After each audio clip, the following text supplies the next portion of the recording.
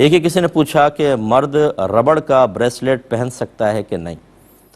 دیکھیں، دو چیزیں ہوتی ہیں، زیور پہننا مرد کو منع ہے، وہ پیتل کا ہو، سونے کا ہو، لوہے کا ہو، یہ منع ہے۔ تو بعض بریسلیٹ تو اسی دھاتوں کے ہوتے ہیں تو بالکل ہی منع ہوں گے، اور بعض چیزیں ایسی ہوتی ہیں جو عورتوں سے مشابہت کی وجہ سے منع ہے۔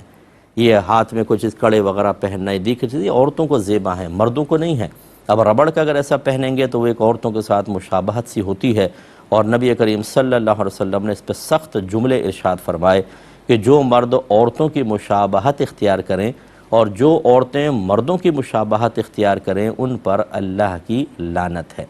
تو لہٰذا میرا گزارش یہ ہے کہ یہ بریسلیٹ پہننے سے کوئی آپ حسین و جمیل نہیں ہو جائیں گے، کوئی آپ کی مردانہ وجاہت نہیں نکھر جائے گی، صرف یہ کہ چند دوست کہیں گے بہت اچھا لگ رہا ہے، یہ تھوڑی سی تعریفیں سننے کے لیے، تھوڑے سے حفظ نفس کے لیے، تھوڑا سا اپنے آپ کو اپنی نگاہوں میں شیطان بعض وقت مزین کر کے دکھا دیتا ہے۔